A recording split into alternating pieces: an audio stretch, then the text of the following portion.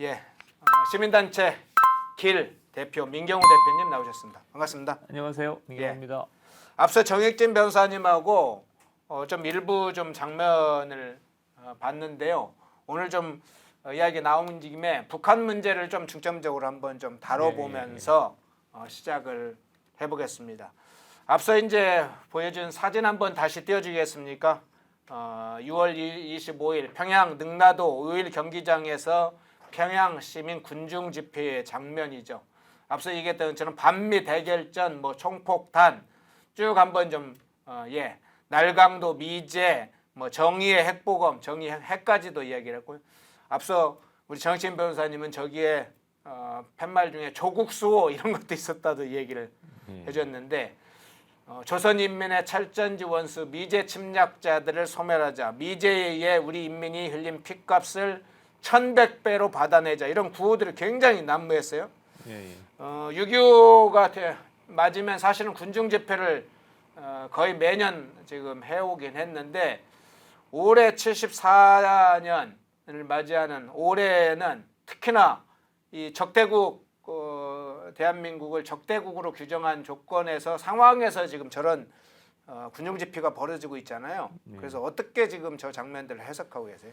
지금 뭐 저 장면 자체는 좀 익숙한 장면이고요. 6.25 때 항상 북한은 대규모 군중 집회를 통해서 적개심을 고취하는 행동들을 했는데 상대적으로 최근에 어떤 전쟁 상황, 긴장 상황이 더 고조되고 있다고 보는 것 같습니다. 그래서 조금 더 강조하는 그런 양상이고, 그 다음에 제가 주목하는 건 러시아 북한 간의 포괄적 뭐 협정 이런 건데요. 그러니까 지금 남북한 한반도를 둘러싸고 지금 러시아 북한 간에는 그러니까 단순한 포탄 지원, 탄도미사일 지원을 넘어서서 그러니까 파병 얘기도 좀 나오고 있거든요. 그러니까 북한 군대가 우크라이나에 가서 싸운다, 뭐 이런 얘기도 나오고 있고, 그 러시아 북한의 어떤 협정, 그러니까 포괄적 동반자 협정 이후에 한국 윤석열 대통령도 그러니까 단순한 군수 물자 지원을 넘어서서 그러니까 무기 지원을 하겠다, 이런 언지를 하고 있는 상황이에요. 그러니까 전체적으로 보면 북한의 저런 태도는 늘 하던 익숙한 행보인데 최근 러시아 북한 간의 관계 등 국제 정세를 고려할 때는 그냥 심심하게 그냥 평범하게 넘어가기에는 조금 저는 일단 서서히 위험한 단계로 진입하고 있지 않은가, 그런 느낌을 좀 받습니다. 네, 그렇군요.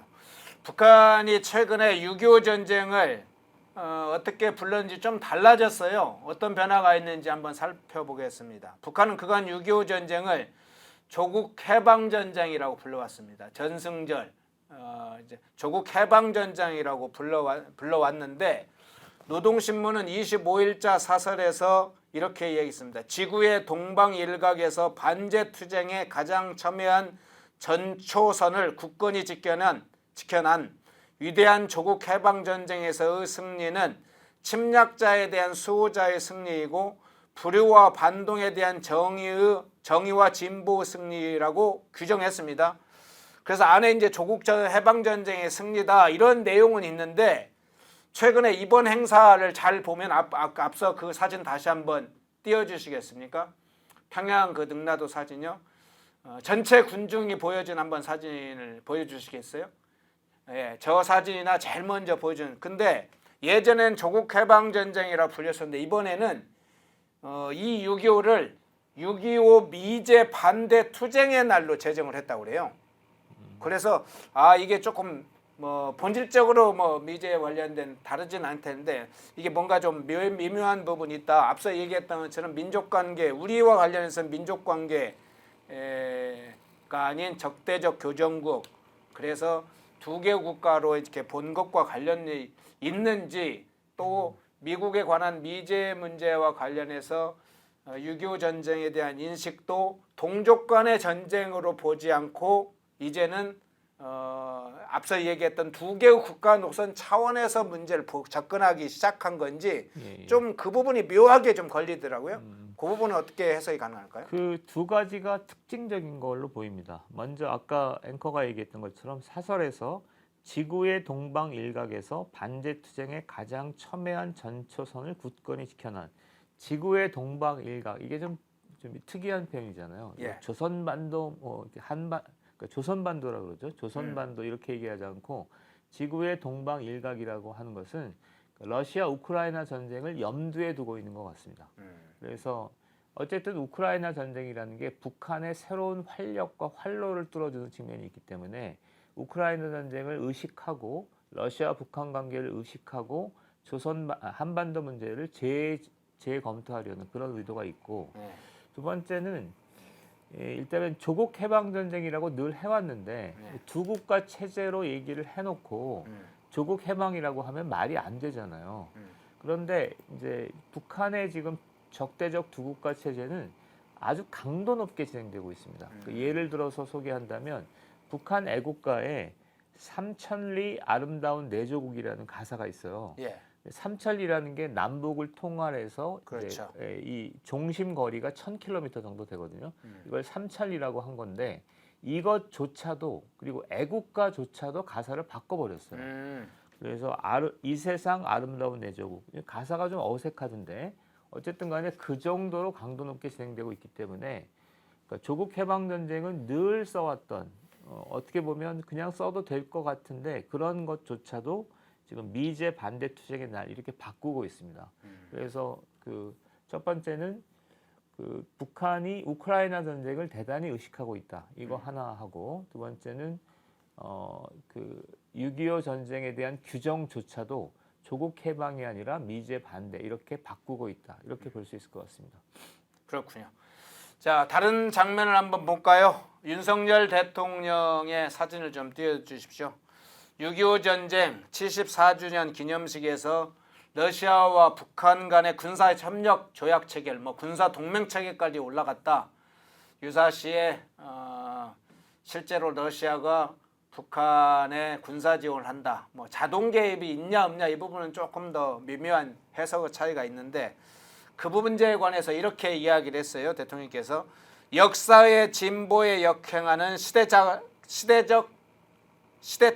행동이다. 이렇게 강력하게 경고 메시지를 보냈습니다. 그리고 저 6월 25일 날 6.25 때 오후에 행동으로 보여준 것 같습니다. 미국 핵추진 항공모함 시어도어 루즈벨트함에 승선을 했어요. 그래서 한미 동맹의 굳건함을 강조를 했습니다. 일단 지금 저 장면 안에죠. 시어도어 루즈벨트 항공모함 안에서 항공모함의 조감도라고 해야 되나요? 저 밑에 전투기라든가 폭격기들이 지금 쭉 이렇게 도열하고 있는 그 모습을 좀 보고 있습니다. 혹시 시어도어 루즈벨트 항공모함의 전체 어떤 항공모함 볼 수 있는 장면도 있으면 그것도 한번 좀 보여주세요. 굉장히 크고 규모가 웅장한데, 예.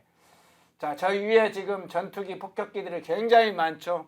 대충 수를 세어봐도 한 20대, 한 30대 정도 이상은 되는 것 같습니다. 동시에 출격을 하진 않겠지만 저게 그 영화 이쪽 탐 크루즈 나왔던 영화 탑건인가? 탑건의 영화를 찍었던 실제로 그 항공모함이라고 그러죠. 예. 저 지금 거기에 승선을 하셨는데 저 장면 지금 항공모함에 직접 승선한 저 장면 포함해서 어떻게 보셨어요? 자, 대통령께서는 일관되게 전임 대통령하고 달리 자유를 좀 강조했고 예. 국제적인 어떤 역할을 강조하셨고 그다음에 말로만이 아니라 행동을 하는 모습이기 때문에 그동안의 대통령의 행적과 언행과 잘 어울리는 그런 행동이고 멘트라고 생각합니다. 근데 이제 그 전체적으로 보면 대통령이 그냥 어떤 말하고 행동하고 이런 수준을 넘어서 굉장히 중대한 전략적 결단을 해야 되는 상황으로 서서히 진입하고 있는 걸로 저는 봅니다. 그러니까 첫 번째는 뭐냐면 우크라이나 전쟁이거든요. 지금 북한이 파병하고 러시아가 저렇게 나오면 대통령도 시사했지만 군수물자 지원을 넘어서서 무기를 지원하겠다 이런 거거든요. 근데 이 무기 지원이라는 건 이미 여야 조야에서도 찬반이 엇갈리고 있는 거기 때문에 매우 첨예한 사안이라서 향후 대통령이 어떻게 결정하느냐에 따라서 한반도 정세는 대파란으로 갈 거다. 이런 생각이 하나 있고요. 네. 그다음에 두 번째는 핵무장과 관련해서 미국 주하에서도 얘기가 나오고 최근에 이제 국민의힘의 어떤 당권 도전 주자들 사이에서도 설왕설래가 있었잖아요. 그만큼 한반도의 핵무장, 핵태세와 관련된 전략적 결정, 판단을 해야 되는 상황으로 서서히 진입하고 있습니다. 따라서 그런 지금 그냥 단순하게 그 어떤 항공모함에 승선을 해서 한국과 한미동맹의 위용을 가시하는 그런 차원을 넘어서서 이제 뭔가 모종의 결단을 하고 하는 그런 상황에 직면하고 있고 그런 차원에서 대통령이 중요한 키를 쥐고 있다. 역사의 방향타를 쥐고 있다고 저는 생각합니다. 책임감이 무거울 거라고 저는 생각합니다. 예. 저 루즈벨트 항공모함의 관계자들하고 이야기를 하는 장면도까지도 봤네요. 예, 첫 번째 평양의 10만 군중대회 6.15 미제 반대 투쟁의 날로 10만 군중대회를 통해서 일승의 과시를 하려고 했던 평양. 그에 맞서서 우리 대통령이 시어도르 루즈벨트 항공모함에 가서 한미동맹의 굳건함을 알리고 러시아와 북한이 군사협력을 하는 것은 시대적 착오적 행동이다. 이렇게 강력하게 경고하는 그 상황을 좀 먼저 살펴봤습니다. 자, 두 번째 이슈, 이 이슈를 살펴보겠습니다. 자, 지금 스크린에 보이죠? 사실 보고 싶은 인물은 아니죠. 그런데 오늘 주제로 다루려고 하니까 이 인물 얼굴을 결국 쓸 수밖에 없습니다. 국군을 모욕한 정청래. 뭐 이 문제만은 아닙니다. 이제 오늘 여기에서는 정청래 군대라도 갔다 왔나 이 문제도 좀 우리 민경호 대표님께서 이야기 좀 하고 싶은가 본데 우선 최상병 청문회 때 그러니까 해병대원 청문회 당시에 법사위에서 벌어졌던 그 상황을 이건 한편의 난동이라고 저는 보는데 초유의 상황이 있었습니다. 이 문제부터 좀 이야기를 해주시면서 이 순직 해병 또는 해병대원 청문회, 최상병 청문회 이 상황부터 좀 보시면서 좀 이야기를 해주시죠. 자료 한번 좀 띄워주십시오. 쭉 관련된 상황 진단과 또 의견도 주시고요. 예, 시작해 주시죠.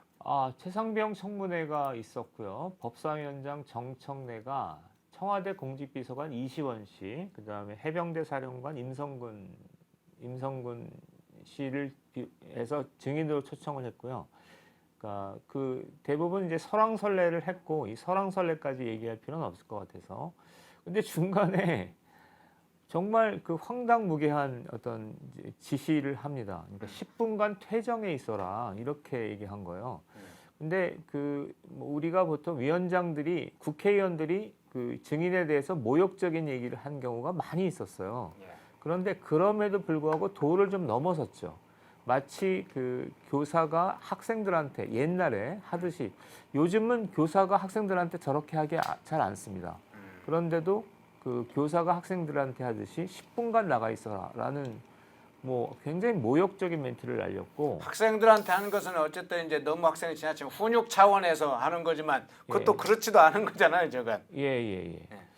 그리고 이종섭 국방부 장관에 대해서도 얘기를 했고 그다음에 박지원 전 의원이 그러니까 퇴장을 하고 있는데 퇴장하는 뒤에다 대고 한 발 들고 두 손 들고 서 있으라라고 발언을 합니다.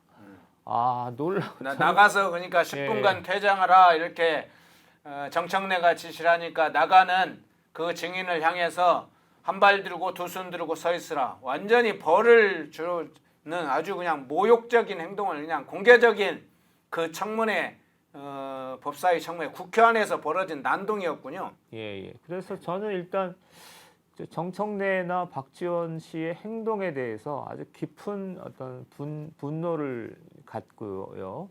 두 번째는 그 뒤에 한번 사진 볼까요? 한번 다음 장. 이 장면이군요. 박지원이 얘기했던 게 한 반 들고 둔.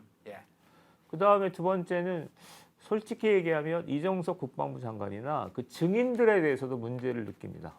얼마나 위축돼 있거나 얼마나 저자세면 저런 거를 보고도 그냥 참고 있을까라는, 그러니까 얼마나 그 상황이 자기들을 옥죄어 왔으면 위축돼 있었으면 저렇게 할까라는 생각이 들고, 그다음에 제가 좀 오늘 제기하려고 하는 거는, 그러니까 정청래 씨를 비롯한 사람들의 군대 행적과 관련한 거, 군 전력과 관련된 거 하고 군대를 어떻게 생각해 왔는가를 좀 조사를 해온 건데 이게 조금 번지는 경향이 있어서 그냥 여기서 끝낼까 아니면 이 상황을 좀 더 진전시킬까 고민 중인데 한번 얘기를 일단 해보긴 하겠습니다.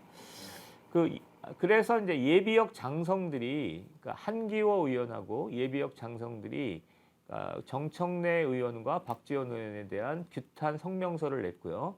그다음에 그 유튜브 등등에서는 굉장히 정청래 의원에 대한 뭐 들끓는 여론이 있습니다. 한 장만 넘겨주시죠. 그러면 이 사람들이 지금 예비역 장성이신데 지금 항의하는 장면이고요. 또 넘겨주십시오. 뭐 간단하게만 얘기하겠습니다. 앞에로 보십시오.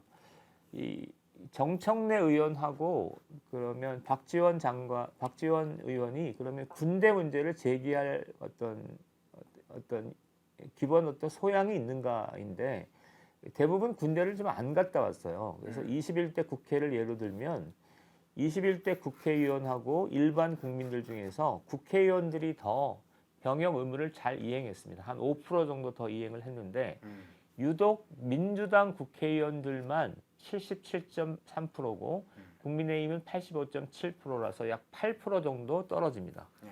그러니까 더불어민주당 국회의원 중에서 운동권 출신 국회의원은 좀 과장하자면 우리나라 남성 집단 중 군대를 가장 가지 않은 집단입니다. 이를테면 뭐 삼성, 뭐 고대, 그다음에 무슨 뭐 이런 게 있을 수 있는데 그 중에서 21대 운동권 출신 국회의원들이 가장 군대를 안 간 집단이다 이렇게 얘기할 수 있고 넘기시면 그 24명의 군대를 안 간 민주당 국회의원들이 한 70명 정도 되는데 운동권 출신 국회의원들이 70명 정도 되는데 그 중에서 24명이 군대를 안 갔죠. 유명한 사람들 다 있습니다. 송영길, 윤호중, 이인영, 이하경, 유기홍, 김경엽, 이규민, 이원육 쭉 해서 김민석, 정청래 이게 전부 다 학생 운동 때문에 안 간 겁니다. 또 넘기시면 비교적 장기형을 선고받은 경우 이하경, 이원욱, 김민석, 정청래 4년은 틀렸고 4년인가 2년인가 좀 헷갈리는데 그 3년 이상의 형을 장기형이라고 한다면 판결을 받은 경우가 있고요. 이 중에서 정청래 의원의 특징은 그 미대사관적 방화미수라는 특별한 상황이기 때문에 안 간 거고 대부분은 이제 전학년 삼민투나 난민전 때문에 안 간 겁니다. 두 번째 또 넘기시면 2년 이하의 단기형인데요. 굳이 제가 이제 멘트를 달았는데 사실은 징역은 저도 이제 징역을 좀 살아봤지만 징역은 군대에 비해서는 훨씬 편합니다. 그냥 산술 수치로는. 그렇고 세 번째 넘기시면 집행유예가 문제인데요. 세 번째는 2년 같은 경우 1년 6개월에 징역 집행유예 3년인데 징역 1년 6개월에 집행유예 3년이라는 건 1심이나 2심에서 석방됐다는 얘기거든요. 그러면 1심만 살고 집행유예로 빠져나가게 되면 한 3, 4개월 또는 7, 8개월 정도 재판을 받고 군대를 안 가게 되는 건데 이렇게 되면 뭐 징역 구치소에서 한 3, 4개월 있다가 군대를 안 간 경우죠. 사실은 저도 이 케이스에 해당됩니다. 자, 넘기시면 시기별 구분 넘기시고요. 그 다음에 조금 더 심각한 사례가 있습니다. 근데 심각한 사례는 이광재 의원의 사례가 있고 사례는 이광재 의원이 이제 검지가 하나 잘려 있잖아요. 예. 근데 이게 이제 군대를 안 가기 위해서 그랬다라는 거고 지금 저 멘트는 이광재 의원의 어떤 해명 글을 쭉 실어 놓은 건데 솔직히 얘기하면 좀 뭐랄까 이광재 의원의 해명이 좀 구구하죠. 이게 검지가 이렇게 딱 잘려 나오기가 쉽지 않거든요. 그다음에 본인 해명은 저렇게 써 있네요. 암울한 시절 잠깐만 보여주십시오. 자, 암울한 시절 학생 운동을 하면서 스스로 배신에 대한 두려움 때문에 손가락을 잘라 절대 변절하지 않는다는 혈서를 썼다고 밝혔다. 이렇게 이제 밝혔는데 실제로는 군대하고 연관됐을 의문이 든다. 이제 그 문제네요. 예. 그게 그래서 군대 면제를 생각하고 예. 잘랐을 가능성이 있다. 예, 그리고 그런 그 거예요. 시절에 저런 것들이 일부 있었습니까? 이광재 이외에도? 공공연하지는 하진 않았는데 네. 일부 있었죠. 그러니까 조금 얘기들을 좀 했죠. 그런데 이제 하나만 더 넘겨주시면 이 남청년 투신국 사례가 가장 악의적입니다. 예. 좀 이걸 좀 이걸 좀 키워주실래요? 키워주셔도 좋을 것 같은데 남청년 투신국이라는 게 이제 노동운동 투신하고 뭐 이런 쪽인데 그 의외의 사실을 그러니까 검찰이 조사를 구속기소해서 조사를 해보다 보니까 이 검지가 잘려 있는 거예요. 그래서 추궁을 했더니 군대를 안 가기 위해서 그 검지 절단을 했다 이렇게 된 거고 그 다음에 그러니까 얘만 그런 게 아니라 더 많이 있지 않겠냐라고 조사를 해봤더니 두 번째 단락을 보시면 88년에서 91년까지 남청년 주요 간부들에 대해서 조사를 해봤더니 13명의 신체 훼손 사실을 추가 확인했다. 그러니까 8명이 오른손 검지를, 4명이 오른쪽 발가락을 잘랐다. 2명은 무릎 연골 제거 시술을 했다. 그러니까 13명을 조사했더니 8명이 오른손 검지, 4명이 오른쪽 엄지 발가락, 2명이 무릎 연골 제거 수술을 받았다. 이렇게 된 건데 이게 만약에 이 정도 규모라면 어떤 사람, 특별한 사람 한 사람이 뭐 극심한 정신적 고통에 의해서 또는 어떤 문제로 인해서 했다라기보다는 운동권의 하나의 조류였다 이렇게 볼 수 있는 거죠. 13명 그래서 이제 공소시효가 지나서 처벌을 못했다 이런 건데 그래서 이 이광재 의원 사례가 있고 남청년 사례가 있는데 이거보다 훨씬 광범했던 사례는 뭐냐면 그러니까 군대를 정리하는 거예요. 군대 정리라는 공식 용어가 있었습니다. 그러니까 그 이를테면 4학년, 5학년 됐을 때 미 대사관을 점거한다거나 미 문화원을 점거한다고 하면 이게 징역 몇 년에 집행유예 3년 뭐 이렇게 되거든요. 네. 징역 6개월만 넘어서면 군대를 안 갔기 때문에 군대를 안 가기 위해서 학생운동을 하는 거죠. 이 사례가 제일 문제입니다. 이 사례는 아주 광범위하게 있었기 때문에 있었습니다. 그리고 저는 사실은 정청래 의원이나 박지원 의원은 잘 모르겠는데 정청래 의원은 그런 의구심을 살만하죠. 그러니까 88년에 조통위원장을 했었고 89년에 미 대사관저 방화 미수를 하는데 이때 이제 군대를 가느니 마느니 했던 상황이거든요. 이럴 때 하필이면 왜 그 방화 미수를 하려고 했을까? 뭐 이런 것들은 그 당시의 정황으로 보면 충분히 있었던 사건입니다. 그러니까 전체적으로 요약하면 첫 번째 제가 얘기하고 싶은 거는 그러니까 정청래 의원하고 그러니까 박지원 의원이 저런 군대를 특별한 집단이잖아요. 그러니까 어떤 무슨 공직 비리 때문에 출석을 한 사람이 아니고 어떤 사기업 업체의 회장도 아니라 군대 장성들이 나왔는데 저렇게 군대를 무역할 수 있는데 그런 자격이 있느냐는 겁니다. 첫 번째. 그리고 예비역 장성들이 저걸 할 때도 성명서를 낼 때도 그거를 빠짐없이 제기합니다. 너 군대 갔다 왔니? 그런 거예요. 비아냥거리듯이. 이게 첫 번째고 두 번째는 제가 볼 땐 한국 민주화운동의 성격과 관련해서 조금 얘기할 필요가 있습니다. 그러니까 군대 성격이 민주화운동을 하고 안보대로 챙기고 하는 게 아니었다는 거예요. 민주화운동을 하는데 군대가 언제라도 쿠데타를 일으키거나 진압을 할 수 있기 때문에 군대를 적대하는 성격의 민주화운동을 발전시킨 겁니다. 그러니까 정청래 의원이 저렇게 얘기를 할 때 군대에 대한 적개심이 상당하잖아요. 군대에 대한 적개심이 없었으면 저렇게 행동하기 어려웠다라고 보거든요. 그래서 그 두 가지를 제가 특별히 문제제기를 하고 싶어서 했습니다. 그리고 저 사안은 대통령이 최근 보훈 6.25 기념사에서도 제복이 존중받는 사회를 만들었으면 좋겠다라고 얘기를 하지 않습니까? 네. 저는 그 문화를 만들어내는 게 굉장히 중요한 과제라고 생각해요. 군인들을 특별히 존경하고 그다음에 경찰복을 입은 사람들을 존경하는 이 문화를 만들어내는 게 필요한데 그런 차원에서 보면 이번에 정청래 의원 사태는 조금 그냥 넘어가지 않았으면 좋겠습니다. 조금 뭐라도 좀 해서 사과라도 좀 받아내서 다시는 저런 일이 있으면 안 된다고 생각해요.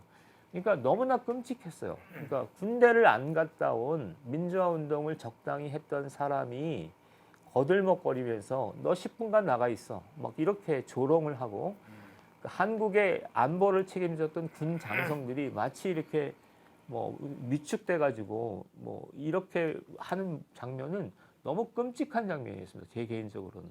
그래서 제가 오늘 이 자리에 이런 것들을 준비했습니다. 네. 지금 제복을 이야기를 해주셨네. 제복을 입은 사람들에 대해서 우리 사회는 존중하고 존경하고 있는가? 또는 일부에서는 아니 그 얘기를 하면 존경만 받을 짓을 해야지 이렇게도 이야기를 합니다. 보통 이제 군인 경찰을 많이 이야기를 하죠. 제복. 근데 제복은 군인 경찰만 입는 건 아니죠. 흔히 말하는 소방관, 교도관 이런 분들도 다 제복을 입는 분들이죠. 우리 사회의 공익을 위해서 굉장히 헌신하는 분들 중에 하나죠. 그런데 나라마다 문화가 좀 다르긴 하겠습니다만 미국과 영국과 같은 선진 국가들에서 제복을 입은 분들의 모습은 또 그 사회에서 제복을 입은 사람들이 가지고 있는 그 사람들에 대해서 대하는 태도와 그 어떤 권한에 대한 행사 이런 게 좀 다르긴 한 것 같아요. 미국 같은 데서도 경찰들이 보면 때로는 어떻게 미국에서 저렇게 좀 강경하게 진행하느냐 이렇게 좀 의혹이 들 정도의 폴리스 라인을 사실 넘으면 말탄 그냥 군인들이 거칠게 막 하잖아요. 이거 폴리스 라인 지켜야 할 선을 넘으면 안 된다 이런 모습도 많이 보여주잖아요. 그 프랑스 같은 경우도 지난번 시위대가 불법적으로 하니까 막 강력하게 진압을 하지 않습니까?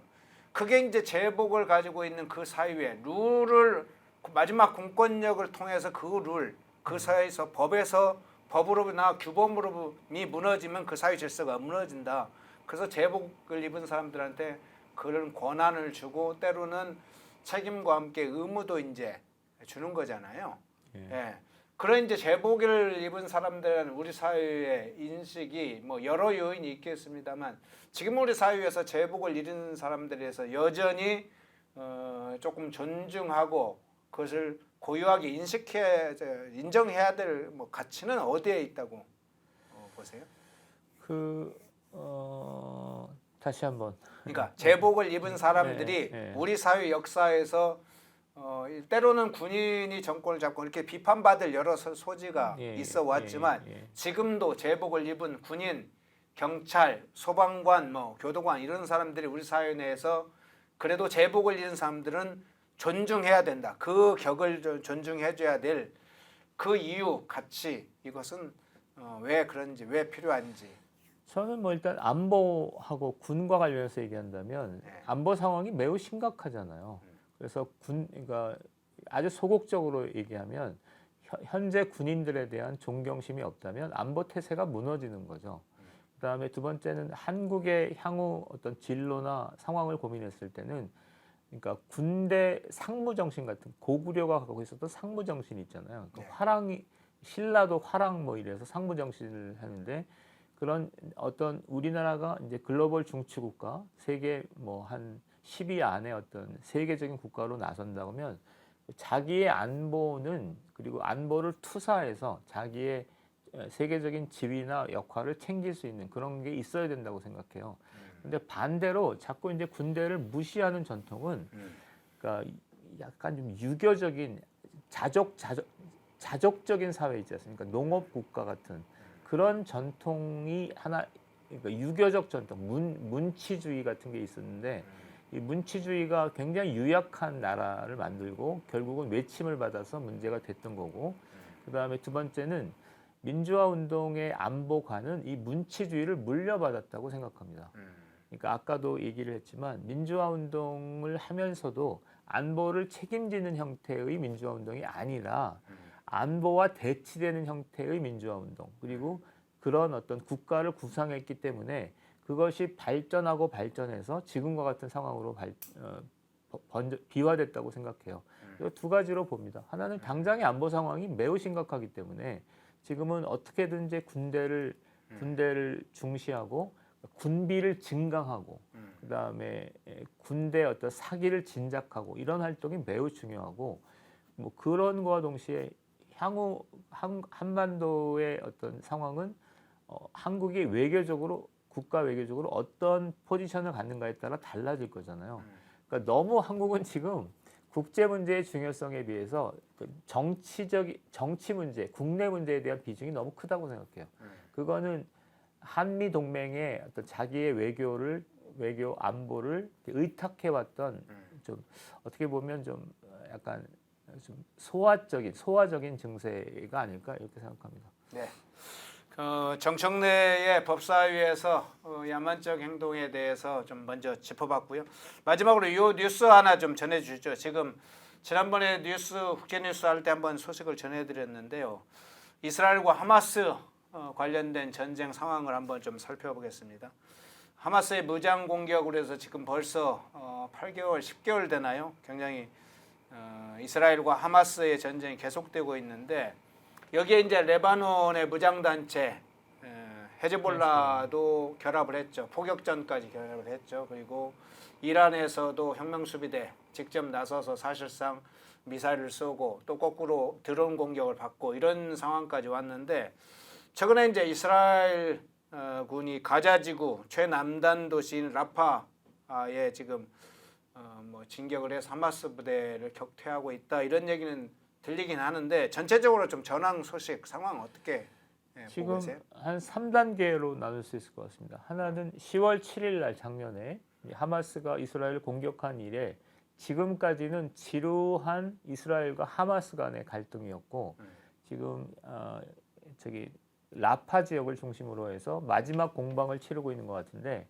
라파 지역에서 이제 너무 민간인 희생이 심하니까 평화협정을 그러니까 휴전을 하자라는 미국하고 뭐 이런 입장과 이스라엘은 강경하게 라파를 최종 진압하겠다라는 입장이어서 설왕설래를 하다가 왔다 갔다 하다가 지금은 이제 이스라엘의 우위 속에서 라파 전황이 마무리되는 것 같고요. 그 다음에 그런 와중에 이제 레바논의 헤즈볼라와 이제 이스라엘 간의 2차 국면이 벌어지고 있고 최근에는 거의 전쟁 국면으로 가는 것 같습니다. 그래서 이스라엘하고 헤즈볼라 사이의 2국면이고요. 근데 그러니까 정치 협상을 하는 과정을 보면 3국면이 예정돼 있는 것 같습니다. 하나는 이스라엘은 이란의 핵무장까지를 이번에 해결하겠다 이런 의도 같습니다. 아, 그래요? 상당히 심각한 거죠. 그러니까 이란의 핵을 저지하겠다라고 하면 이건 두 가지밖에 없지 않습니까? 이란을 이제 무슨 옛날처럼 군사 공격을 해서 직접 본토를 전 무장력으로 무력으로 해서 점령하는 방식이거나 아니면 특정한 핵 관련된 시설을 타격을 하거나 그렇게 될 거기 때문에 지금 그러니까 2단계 헤즈볼라와 이란과의 갈등 헤즈볼라와 이스라엘 간의 갈등이 벌어지는데 미국은 이란까지 끌어들이면 너무 심각하니까 이란 여기서 끝내자라는 건 여기서 끝내거나 아니면 여기서 자제하자라는 건데 지금 이스라엘은 이번 기회에 이란까지도 문제를 손을 보겠다 이런 입장인 것으로 보입니다. 만약에 이러하다면 이거는 우리가 예상하기 힘든 국면으로 가는 것 같습니다. 그러니까 지금 성일광 박사님의 의견처럼 전면전으로 가겠다 이런 쪽에 무게가 실리는 지금 정세인식입니다. 예, 지난번에 이제 여기 그때가 몇 월 달인가요? 한 3, 4개월 전쯤에 이 페넨 아침 방송에 나왔을 때 3, 4개월 조금 더 된 것 같네요. 중동 전문가인 서윤광 박사께서 예측하기를 당시만 해도 대부분은 어떤 예측을 했었냐면 미국이 중재에 나섰기 때문에 이스라엘도 더 이상 확전은 안 할 것이다. 그리고 이스라엘이 확전을 안 하면 이란이 확전할 이유가 없고 중동의 자신들의 패권은 어느 정도 사우디와 배분하면서 유지할 수 있기 때문에 이스라엘의 동향에 따라서 이란이 확전을 안 하는 그런 양상으로 갈 거라는 게 중동 전문가들의 상당한 분석이 그때 많을 때였거든요. 그런데 이제 성일광 박사께서는 이 전쟁은 지금 하마스와 헤즈볼라 이런 무장 단체들이 결합하고 이위에서 이 뒤에서 이란이 지금 배후에서 하고 있기 때문에 단기간에 끝나지 않고 점차 확전돼 가면서 전면적인 양상으로 갈 거다. 오히려 그 양상으로 가는 게 더 가능성이 높다. 이렇게 예측을 하셨는데 실제로 그렇죠. 중재돼서 끝나는 게 아니라 지금 더 확전되고 막 그 양상이 그런 건 또 맞는 것 같아요. 예, 예. 지금은 그렇게 가는 것 같습니다. 그러니까 저는 라파 지역 제가 이제 국제 문제에 대해서 소양이 부족하기 때문에 그렇긴 한데 라파 지역의 갈등에서도 어쨌든 미국이 굉장히 적극적으로 중재를 했기 때문에 라파 지역의 어떤 갈등에서도 어느 정도 이스라엘이 미국의 요청을 들어주면서 좀 소강 상태로 가지 않을까라고도 생각을 해봤는데 지금 그런 국면이 전혀 아니거든요. 헤즈볼라하고는 한번 싸워보겠다 뭐 이런 거고 그다음에 지금 헤즈볼라하고 전쟁 상황이 약간 불거지니까 미국이 로이드 오스틴 국방부 장관 뭐 이런 사람들이 그 계속 말리고 있어요. 근데 그 말리고 있는 공간에서 이스라엘 그 관리들이 하는 말은 우리는 이번 기회에 이란까지도 문제를 해보겠다라고 얘기를 하고 있는 상황이라서 그러니까 우리 일반적인 예측보다 훨씬 높은 수준에서 지금 말들이 오고 가고 있고 전쟁 상황이 벌어지고 있습니다. 그래서 지금 우리가 예상하는 것보다는 훨씬 심각한 국면으로 가고 있다 이렇게 볼 수 있고 그다음에 더 심각한 거는 지금 전 세계 지도를 놓고 본다면 우크라이나에서 전쟁이 벌어지고 있잖아요. 이게 서부 전선의 서부 일각 북한의 표현대로 하면 유라시아 대륙의 서부 일각이라면 중동에서 또 전쟁이 심화되고 있고 그다음에 우크라이나의 전쟁이 유탄이라고 저는 보는데 북러 간의 어떤 적에 있고 그다음에 한미일 동맹이 뭐 연합훈련을 하고 뭐 이러면서 다시 긴장이 고조되고 있고 태풍의 눈처럼 대만이 지금 자리 잡고 있는 거잖아요. 그럼 이렇게 보면 한반도는 2차 대전 그러니까 미국 조야에서 나왔던 얘기들 2차 대전 직전과 비슷한 상황인 거다라는 얘기가 크게 틀린 말은 아닌 상황이라고 생각합니다. 네.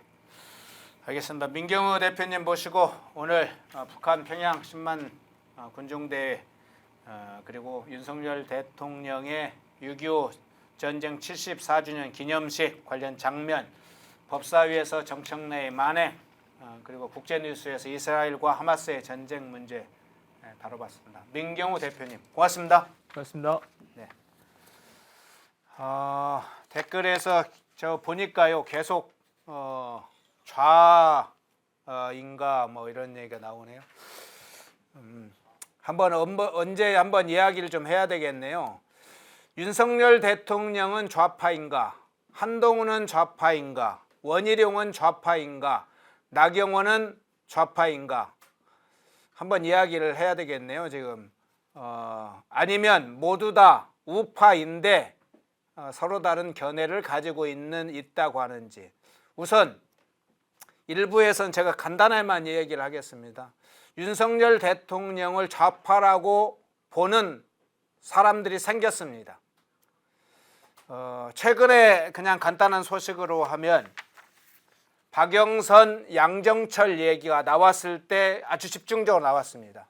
박영선을 총리로 시키고 양정철을 비서실장으로 한다고 하니까 야 이게 저 윤석열 대통령이 우파가 아니라 숨은 좌파였네 이렇게 공격하는 분들이 생겼어요. 그 전에 김건희 여사 녹취록이 터졌을 때도 많은 이야기가 있었습니다. 그게 막 섞여져 가지고 문재인의 사법 처리가 안 되니까 결국은 검찰총장 하고 있는 검찰총장 출신이 대통령 문재인을 처벌하지 않으려고 하는 거다 막 하는 거예요. 그래서 윤석열 대통령을 좌파라고 말하는 일부 보수 논객들을 제가 봤습니다. 그래서 조목조목 제가 이야기를 합니다. 그 사실관계에 대해서 김건희 여사의 발언은 어떤 상황과 진위에서 나왔고 과거에는 어떤 행적을 했는데 현재는 어떻고 윤석열 대통령이 박영선, 양정철 그 주변에 청와대 참모진 일부 나온 얘기는 어떻고 뭐 이런 설명을 합니다. 그러면 윤석열 대통령이 좌파입니까? 묻습니다. 윤석열 대통령이 좌파인가요? 박영선, 양정철, 김건희 여사 녹취록, 문재인 처벌하지 않는 것, 최근에 뭐 이재명 처벌하지 않는 것도 결국은 윤석열 대통령이 차기 자기의 대통령 임기가 끝나면 그것을 보장받기 위해서 이재명 처벌하지 않는 것까지 주장하는 보수 일부인 사람도 있어요. 어쨌든 자기의 어떤 주관적 해석에 따라서 결국 그렇게 해서 대통령조차 좌파로 만듭니다. 맞습니까? 자, 그럼 한동훈이 좌파인가요? 한동훈은 윤석열 대통령이 캐스팅해서 법무부 장관을 시켰습니다. 법무부 장관 때 국회에 가서 또 이재명 민주당과 어떻게 싸웠는지를 잘 보아왔습니다. 그래서 보수 우파 인사들이 굉장히 한동훈에 대해서 높게 평가를 했습니다. 국회 싸우는 장면마다 굉장히 언론에서 많이 이야기를 했죠. 자, 그런데 한동훈 비대위원장이 지난번 그 12월에 비대위원장 될 때만 하더라도 좌파라고 말하는 사람들이 별로 없었습니다. 그런데 갑자기 한동훈이 좌파가 됐어요. 왜? 최근에요. 그 전에 지금 좌파라고, 지금 여기서 한동훈을 좌파라고 이야기하는 사람들은 본인이 보수 우파인지를 우선 보수 우파인 거 맞다면 제가 이야기를 한 겁니다. 본인이 좌파이면 제가 시비를 거는 거니까 말할 필요가 없어요. 법무부 장관 시절에 한동훈이 좌파였나요? 그러면 작년 12월 전까지 한동훈이 좌파였나요? 비대위원장으로 윤석열 대통령이 법무부 장관 하지 말고 한번 선거를 맡아서 지휘라고 할 때 그러면 한동훈이 그때도 좌파였나요? 아니면 갑자기 총선 국면에서 우파였던 사람이 좌파로 변했던 건가요? 제가 주변 분들한테 묻습니다. 이게 좌파라고 비판하는 사람이 대체 좌파라고 하는 근거가 뭐야? 구체적으로 이야기를 좀 해봐. 구체적으로. 세 가지 정도 이야기를 해요. 첫 번째 이야기를 하는 게 5.18 관련된 사건을 헌법 전문에 넣으려고 한다. 근데 헌법 전문에 넣으려고 했던 게 한동훈 이전에 있었나요? 없었나요? 윤석열 대통령께서 헌법 전문에 넣자고 했습니까? 안 했습니까? 윤석열 대통령께서 하셨죠. 그리고 현재 집권 여당인 국민의힘의 당에서 이야기를 했죠. 한동훈이 얘기한 게 아니에요. 이전에 윤석열 대통령이 먼저 이야기를 했어요. 이미 대통령이 헌법 전문에 넣겠다고. 자, 그러면 이건 똑같은 문제라면 윤석열 대통령이 좌파가 되는 것이죠. 그리고 또 이야기를 합니다. 도태우, 장해찬 이 사람들을 공천해서 떨어뜨린 것을 이야기합니다. 그것을 잘했냐 못했냐라고 평가 저 할 수 있다고 봅니다. 저도 아쉽게 생각을 하고 있는 분이 특히 도태우 후보에 관해서는.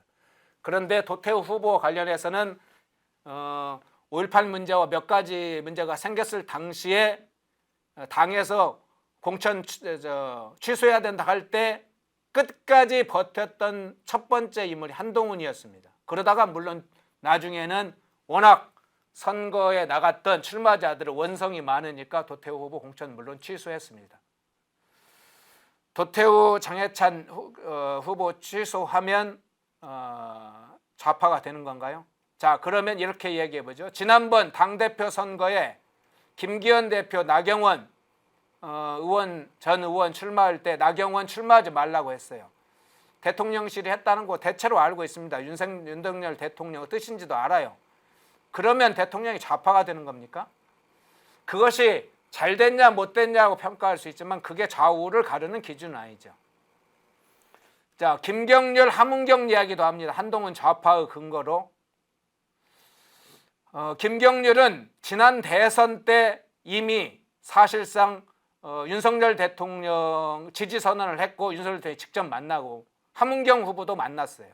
이미 그때 윤석열, 김경률이 이미 윤석열 정부 대선 기간부터 이미 함께 합류했던 분입니다.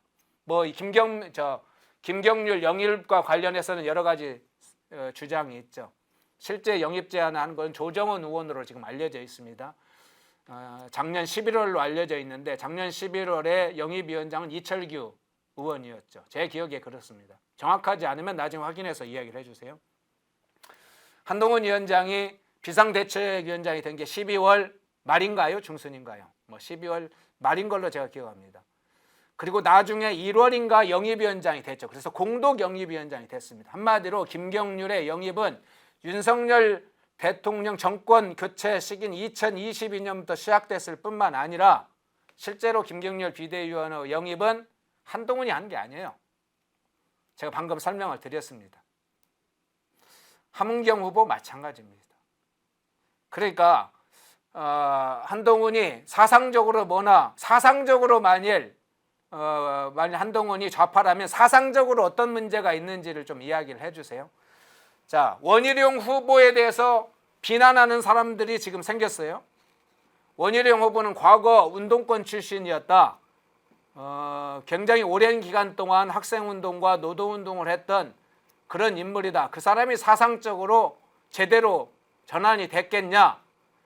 한동훈은 운동권 출신도 아닌데 원희룡 운동권 출신이어서 오히려 그 깊은 과거의 낡은 이념에 잔재가 남아있을 것이다 하면서 원희룡을 의심한 사람이 있어요. 원희룡이 좌파 성향이라고. 맞습니까?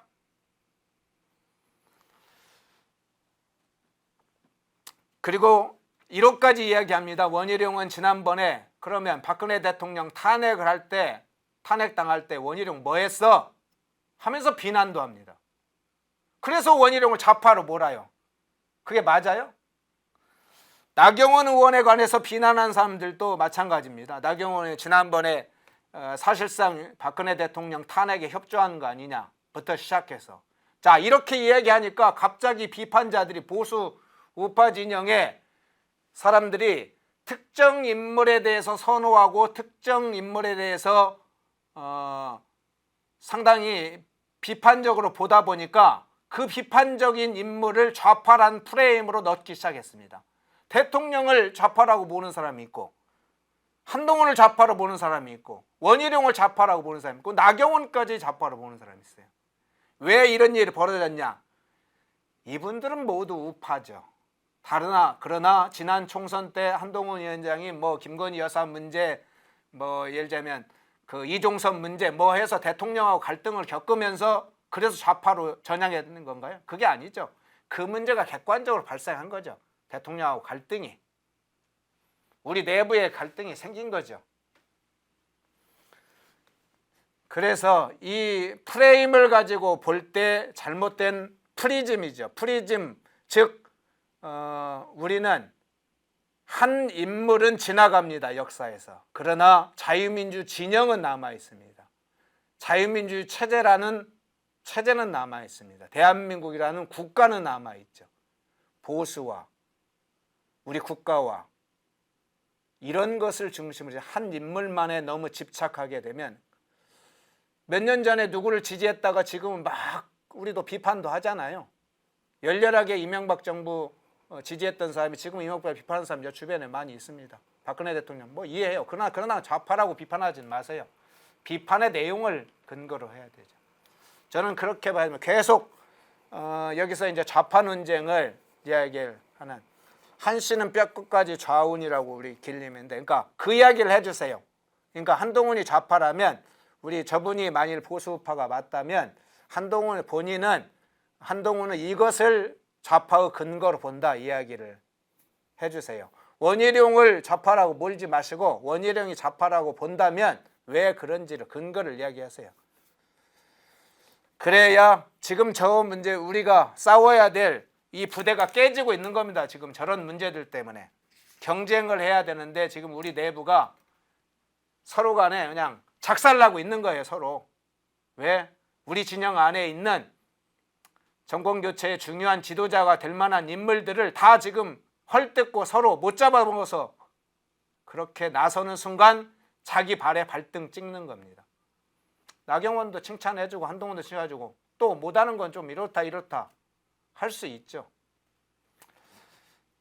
우리 만양님이 앵커님 나쁘당 하셨는데 어떤 분 때문인가요? 제 주장 중에 어떤 부분이 마음에 안 들어서인지 이야기를 해주십시오. 오늘 방송은 길게 이야기를 시간이 많이 지나 2시간이 넘어서 할 수 없지만 오늘 이야기를 드렸으니까 다음 방송 때 그런 부분에 대해서 이야기를 해주시면 좋을 것 같아요. 그냥 비난을 위한 비난이 아니고 내가 싫어요 그러니까 저 사람은 좌파가 되는 게 아니고 조금 근거와 주장의 합리적 주장과 근거를 가지고 이야기를 해주시면 좋겠습니다. 싸움꾼 그래도 한동훈입니다. 그렇죠. 제가 이야기하는 건 한동훈 지지하라고 하는 게 아닙니다. 쓸데없는 좌파 프레임으로 몰지 말라는 거예요. 제가 주장하는 바는 거기입니다. 스텔리아님 구독 취소합니다. 알겠습니다. 괜찮습니다. 예. 본인의 것이 맞지 않으면 구독 취소하는 거 가능합니다. 본인의 선택이시니까 그렇게 하셔도 좋은데 논쟁을 싫어하고 건전한 논란을 싫어하시면 괜찮습니다. 나가셔도. 여기서도 제가 여러 이야기 나오는 거 대체적으로 다른 목소리도 많이 댓글을 이야기를 해드립니다. 왜냐하면 제 의견만을 얘기하는 거 저는 여러 가지 의견을 반대 의견도 이야기를 하고 또 그에 관해서 논의를 합니다. 마음속의 전체주의를 벗어나는 것이 자유민주주의의 진정 가야 될 길이라는 것도 늘 생각합니다. 우리는 전체주의가 국가만 있다고 하죠. 그렇지 않습니다. 자신의 생각 속에서 전체주의가 발현된 겁니다. 타인의 주장을 극단적으로 보수파 내부에서 그런 정도 내에서도 서로 극단적으로 적이라고 몰면 그 안에서 혹시 마음의 전체주의가 있는지 한번 생각해 보면 좋겠습니다. 송골배님, 허현주님, 속이 격리게입니다. 아 그런가요? 예, 하여간 그렇게 평가해 주시고 대화 더 많이 해 주십시오. 여기서 비난 저 비난해도 좋긴 한데 미워할 수 없다고요. 예, 좋습니다. 더 많이 이야기를 해 주시고 다만 조금 더 근거와 건전한 토론을 해 주시면 훨씬 더 우리 내부의 보수파 속살이 단단해지고 많이 가득해지지 않겠냐 이렇게 생각이 됩니다. 6월 27일 방송 이것으로 마치겠습니다. 내일 아침에 송국권 본부장님, 엄경영 소장님 모시고 다시 찾아뵙겠습니다. 시청해 주셔서 고맙습니다.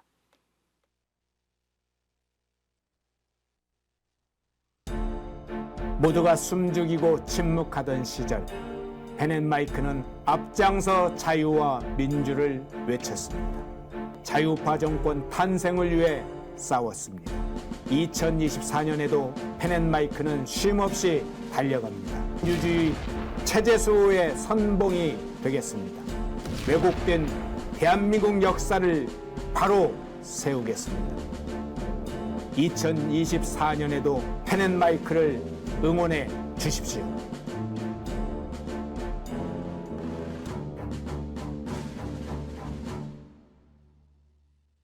인터넷 검색창에 펜앤마켓을 검색해 주세요. 펜앤마켓은 펜앤드마이크 구독자분들을 위한 종합 쇼핑몰로 좋은 상품으로 온라인 최저가를 목표로 하는 마켓입니다. 많은 관심과 사랑 부탁드립니다.